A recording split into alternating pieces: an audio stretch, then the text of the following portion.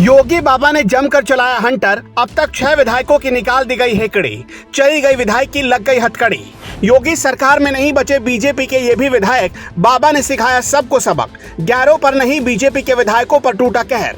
योगी के कार्यकाल में जमीन पर आ गए खुद को तुरम खास समझने वाले ये नेता, कभी बोला करती थी तूती, अब कोई नहीं पूछता। जो कभी खुद को बाहुबली बता रहे थे वो हवालात में हवा खा रहे हैं। जनता को क्या किसी को मुंह नहीं दिखा पा रहे हैं। कहते हैं जब वक्त मेहरबान होता है तो गधा भी पहलवान होता है। तभी तो ये 6 नेता कभी फॉर्च्यूनर से चलकर भौकाल बना रहे थे, हंटर, जीप और सफारी गाड़ियों से काफिला निकालकर माहौल बना रहे थे। गलियों में जब निकलते थे तो लोग करते थे सलाम, पूरे यूपी में बिकता था नाम। नेताजी का रौब ऐसा हुआ करता था कि बड़े बड़े पुलिस अधिकारी सलाम ठोकते थे।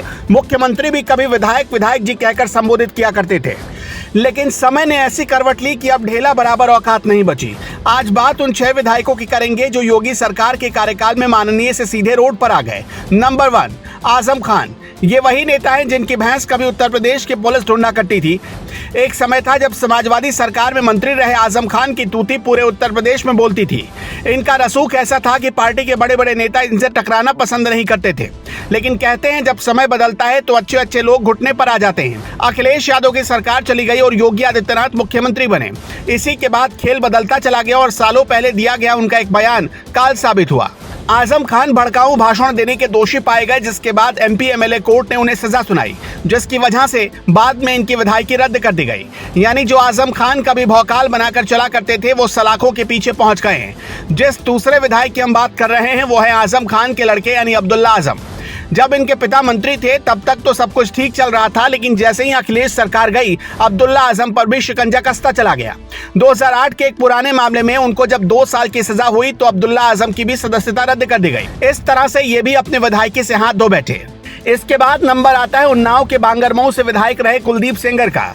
एक समय था जब कुलदीप सिंह सेंगर की हनक पूरे इलाके में हुआ करती थी और सरकार में भी इनका कद लगातार बढ़ता जा रहा था। इनकी गिनती बाहुबली नेताओं में होती थी, लेकिन एक गलती ने सब कुछ खत्म कर दिया।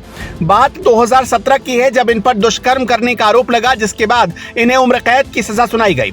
इसी के साथ इनकी विधायकी भी चली गई। चौथे नंबर पर आते हैं उत्तर प्रदेश के गोसाईगंज सीट से विधायक रहे इंद्र प्रताप तिवारी और खब्बू तिवारी। इनकी भी छवि धीरे धीरे ही सही लेकिन अवध नगरी के आसपास एक बाहुबली नेता के तौर पर बन चुकी थी। खब्बू तिवारी का कद धीरे धीरे बीजेपी में भी बढ़ता जा रहा था, लेकिन एक गलती इनसे भी हुई जिसका खामियाजा इन्हें जेल जाकर चुकाना पड़ा। दरअसल मामला ये था कि इनके ऊपर फर्जी मार्कशीट के इस्तेमाल करने का आरोप लगा, जिसके ये दोषी पाए गए और बाद में यही वजह है कि इनकी विधायकी रद्द कर दी गई। जबकि हमीरपुर से बीजेपी के विधायक अशोक सिंह चंदेल की सदस्यता हत्या के मामले में उम्र कैद की सजा मिलने के बाद खत्म हुई थी। हमने जिन 6 नेताओं की बात की ये ऐसे वैसे नेता नहीं थे, बल्कि इनके रसूख पूरे उत्तर प्रदेश में कायम था। लेकिन जब से योगी आदित्यनाथ मुख्यमंत्री बने हैं तब से इनकी दाल नहीं गल रही थी और यही वजह कि गलत करने वाले नेताओं को जेल जाना पड़ा और उनकी विधायकी भी चली गई।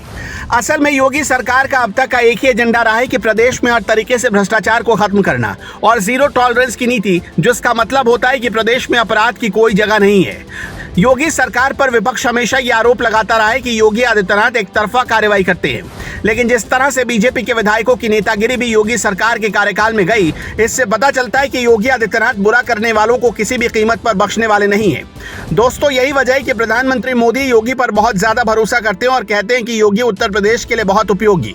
योगी सरकार ने जिस तरह से अब तक अपराधियों और गुंडे माफियाओं पर बुलडोजर वाली कार्रवाई की, इस पर आपका क्या कहना है? ये कार्रवाई क्या ऐसी ही जारी रहनी चाहिए? कमेंट में अपनी राय बताना ना भूलें।